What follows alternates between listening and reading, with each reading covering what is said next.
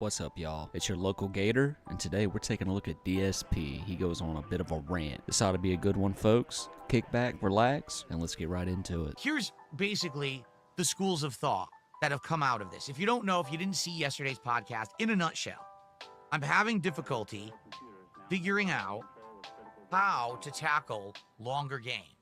Because right now, with my formula and the way that I do things, I'm a variety streamer that juggles a bunch of games. At any given moment, I'm usually playing one or two major playthroughs. I'm usually doing one or two chill night streams. Sometimes I'm doing kind of an independent thing, an indie game or a horror game or something tossed in. And usually I have a multiplayer element as well, whether that's a fighting game or an FPS game. There's something in there that has multiplayer to it, okay? Balancing all of those, that's how I've actually been successful.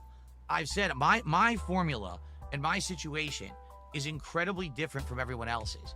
First of all, I've been around for 17 years as a YouTuber, okay? Not many other people can say that. My formula works because I appeal to a wider variety of viewers than most other people. Most other people will find their niche, right? That one thing that they're really good at, and that's what they focus on. I'm the opposite. I'm the jack of all trades. When you come to my streams, you have no clue what I'm going to be doing because I could be doing one of many different things. Now, if you follow my schedule, you'll know when I'm doing the thing you want, and that's why at any given day, you might see a completely different viewership, right? One day I might be playing an RPG and you see one group. The next day I'm playing Street Fighter, you see another group. The next day I'm playing an FPS game and there's a third group. There is definitely carryover between the groups, but you'll notice different audiences. And that's why I kind of retain around the same viewership every day on stream. Okay, Phil, you're always talking about 17 years on YouTube. Now, back in the day, there was a time where you were in the upper echelon of YouTubers. Back when all you had to do was point a camcorder at a screen and record a playthrough, and everybody was satisfied with that. But the reason that you have lasted this long, you have created this very odd community around you by constantly begging for money. And for some unknown reason, there are a couple of people in your community that support you as much as they can, even though you have clearly berated, insulted, and undermined them at any chance you can get. Now, like I said, there was a time where you were at the top, but for the past few years, you have been desperately clawing your way out of a hole that you will not be able to get out of. Your career has been hanging by a thread, and eventually, Phil, that thread is going to break on you. LA playthroughs do see a spike in viewership. So I am very different than most other creators. Phil, there are almost countless different streamers and content creators that play whatever they want and they always get viewership. You know why, Phil? Because they have a personality, because their audience can relate to them. They are likable people. There is nothing about you, Phil, that is likable. You shoot down suggestions from your audience every chance you get. You blame every single failure and mistake on something else or someone else. You're in your 40s and yet you have the ego of a 13-year-old. You are washed, Phil. There is nothing that you could do to rejuvenate your online career. Somehow you have been able to sit in your little dark corner of the internet and make a living off of your audience, and eventually, Phil, that is going to run out. And when people say to me, well, I don't get it because other creators can do this and be successful, I say, yeah, but I'm not other creators. Do you get it? Most other creators started way after me, okay? They had track records of other people they could follow. They had outlines and blueprints and experience and things, and they did things a way that already worked. That doesn't work for me. Things that work for other people will never work for me because, number one, I am the most clipped person on the internet when it comes to, oh, let's take every single thing Phil does and turn it into a negative thing out of context, okay? My actual uncut gameplay on average probably does anywhere from 300 to 500 views a video, you know, these days. If it's a good big playthrough, I could get 1,000 views a video. But the clips channels that take everything out of context and literally spin it negatively to lie and slander me get tens of thousands of views a video. You say that content creators after you had a blueprint to follow. What about all the content creators that started before you, or the same time as you, that have had very long, successful careers? They are different from you, Phil, because they adapted, they changed, they overcame, and they did what they had to do to keep their audience and to gather a new audience. While you sat there with your arms crossed, doing the same old thing because you are lazy, Phil. You do not want to change. If you had it your way, you would sit there and ramble on about absolute nonsense and people would pay you over $150 twice a day, every day. And you talk about clips taken out of context all the time. Phil, almost every clip that I see of you is just raw footage from your stream. It is you. You create a bad image of yourself. Detractors just put that out on the internet and people see how you really are. Once again, Phil, you are in your 40s and you don't even have the guts to admit that you are just an old, washed up streamer that sucks at every video game he plays, and every opinion you have is idiotic and out of touch. So every day when I'm streaming and uploading, I'm literally competing with people who steal my content live and upload it before me. So people who want to see Darkside Phil see it from someone else first. There's no way for me to stop this process besides becoming incredibly wealthy so I can hire a team of lawyers to sue those people into oblivion. Guess what? I'm not going to become incredibly wealthy and I'm not going to be able to do that. So instead of saying, oh, Phil should just do what everyone else does, I think it's time for people to wake up and be realistic. I can't, because I'm not everyone else. I'm not in the situation of everyone else. It's complete mass theft, complete mass crimes being committed every day, and there's nothing I can do about it. If those channels were not allowed to exist, I would be getting all of that viewership. It may not be positive viewership, but I would still be getting those views. So it doesn't matter what everyone else does. They literally don't have an army, a community of business trolls who literally steal their content and make money off of it every day. We are barely into this video and this guy is already giving me a headache. You talk about the clips, people clipping your content and sharing it on the internet. That happens to almost every other content creator out there. One example, look at Queso. Queso became so mega popular because his clips from his streams went viral on TikTok. And you know why that was a positive for him? Because he's a likable guy. He's entertaining. Phil, you are not. If you are a likable and good person with a good personality and good intentions, it wouldn't matter how many times people clipped your stuff and shared it, because people would realize that you are an actual nice guy. People see those clips and they see what kind of person you are. And the people who watch those clips, Phil, wouldn't come to your stream anyways. If there was a chance they did, it would be to see just how bad you are at video games. Prime example, just recently, your Doom gameplay that went viral, and instead of just owning up, embracing who you are, you're sitting here throwing fits on stream saying that it was out of context, that you are actually good at video games. Newsflash, you are not, Phil. When I hear things like,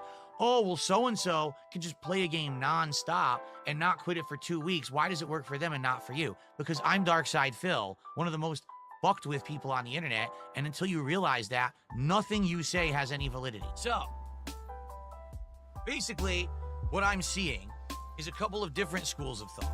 Some people are saying, dude, just skip all lengthy games, all right? Now listen, I could do that.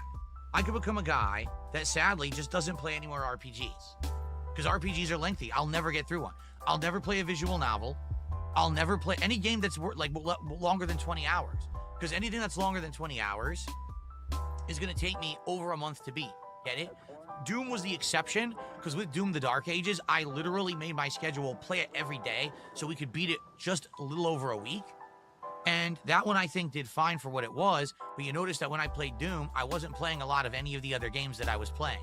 You know, Clair Obscur, Blueprints, they all took a back seat. You see what I'm saying? So what I could do is go back to who I was as an old YouTuber.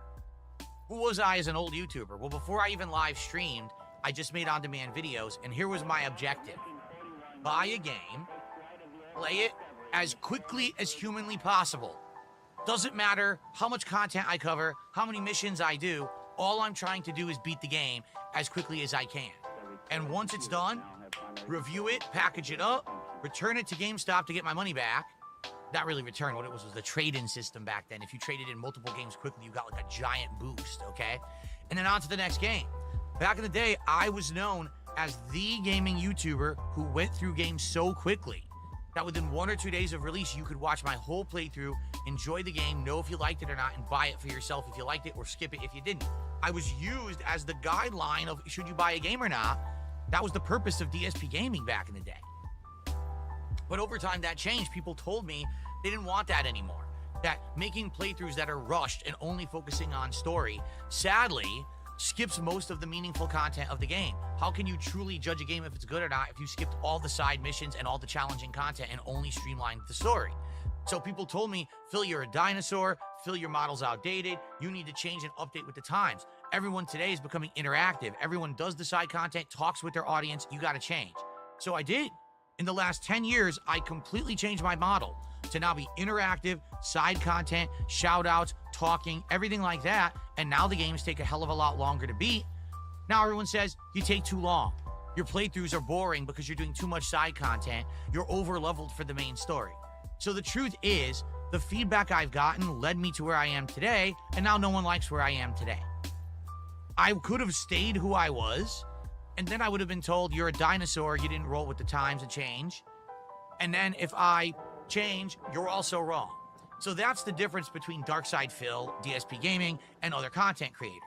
Right now, if I listened to the feedback, oh, you should just play the same game nonstop and beat it within a week, I would get nonstop feedback. What are you doing? This game sucks. This game's boring. You're killing your business. You're killing your streams. We're not going to come by till you're done with this game. So for 2 weeks, I'd see no one on stream and everyone would bitch. Once again, Phil blaming his audience for everything. Phil, what you seem to not realize is that when it comes to streaming, there are two ways to be successful. You either need to be really good at the game you're playing, or you need to be an entertaining person. And Phil, you are neither of those things. Your pre-streams consist of you rambling on about the good old days, and Q&As answering questions that you've answered countless times before. Most of your gameplays consist of you complaining about the game, belittling your audience, and sometimes not being able to even comprehend the simplest of game mechanics. As someone is doing it live, it's not allowed. Right now, this work I'm doing is a copywritten work. As it's live broadcasting, it's protected by US copyright law. If you take anything from it, you've broken the law. So anyone who does that, you're in the wrong and can be sued into fucking oblivion at any given moment. Exactly, they can do it because there's no repercussions, because YouTube doesn't care unless you file a lawsuit. Hence, you need to be affluent in order to actually have a legal defense against this kind of behavior. It's really fucked up. No, they're not hiding behind fair use. That's what they say, but it's not fair use. You understand that? It's literally not fair use. It doesn't matter how many times they say it is. It's not fair use. They could easily be sued and lose, but they don't get sued.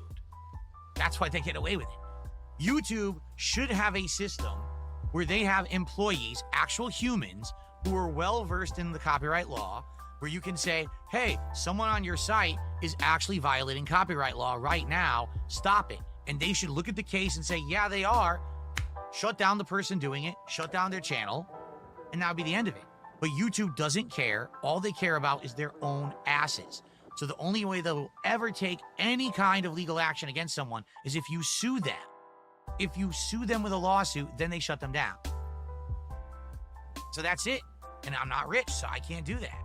Another example of Phil not realizing that the world does not evolve around him. See, to me, archive channels are very important to people who do the type of content that I'm doing. They're archiving your behavior, Phil. If a content creator takes your content, chops it up, edits it, and commentates over it, it is protected by fair use, Phil. But the reason why a lot of trolls watch you and cover you is because they believe you should not be supported. And I am personally one of those people. I've watched a lot of your content straight from your stream, and you are just a mean, hateful, boring person. You got lucky whenever YouTube first started. You are one of those content creators that got lucky and rode the wave of YouTube back in the day. You had all that money, and instead of investing in your future, you spent it on stupid things. Then you reacted to criticism with your arms crossed like a baby, and you sat in a corner and whined. You made your bed, Phil, and now you gotta sleep in it. Alright y'all, that's about as much DSP that I can take for today. If you liked the video, I'd appreciate it if you could like and subscribe, and as always, I'll catch you in the next one.